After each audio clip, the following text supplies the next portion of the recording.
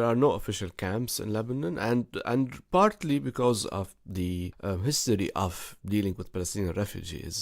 But also Syrians in Lebanon are at the moment, and the moment of the displacement is different from the Palestinians and the way they were displaced from their homeland in Palestine. Particularly Syrians know Lebanon.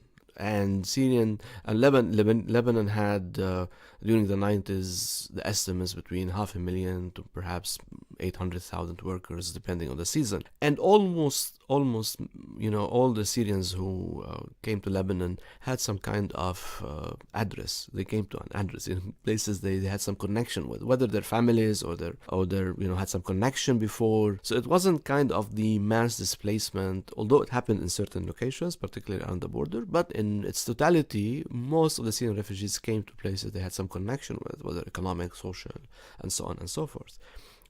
So for that reason, you wouldn't have succeeded in having camps. But also, as the crisis gets protracted, and it's in 8th year, people leave camps. Refugees leave camps, and camps are not favorable places for them because they need to seek their livelihood opportunities, they need to go find some work, they need to have some kids, perhaps in schools, although some camps are well served. So even we see in Jordan or Turkey, Syrian refugees have mostly left the camps, living outside the camps in towns and villages and neighborhoods. At the moment, the vast majority of the Syrian refugees in Lebanon are actually living in areas and neighborhoods and towns with their host community, with Lebanese host communities. But the issue that we have, that 87% of the Syrian refugees who are poor, 70 to 75% of them are below the poverty line. They live among the poorest Lebanese. They live among where 67% of the poorest Lebanese live.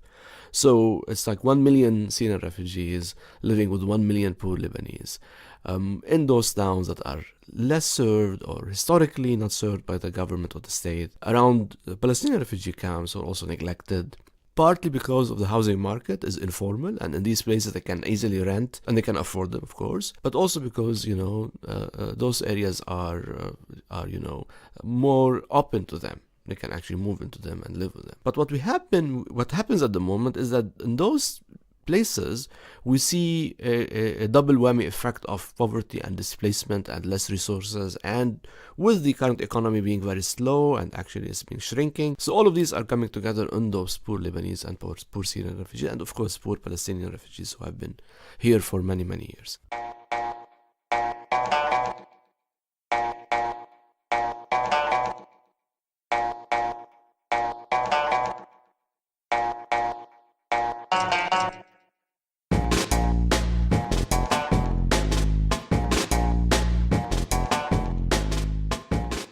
The Lebanese Politics Podcast is brought to you by myself, Nizar Hassan, Benjamin Red, produced behind the scenes by Susan Wilson, and the music is by Omar El Fil.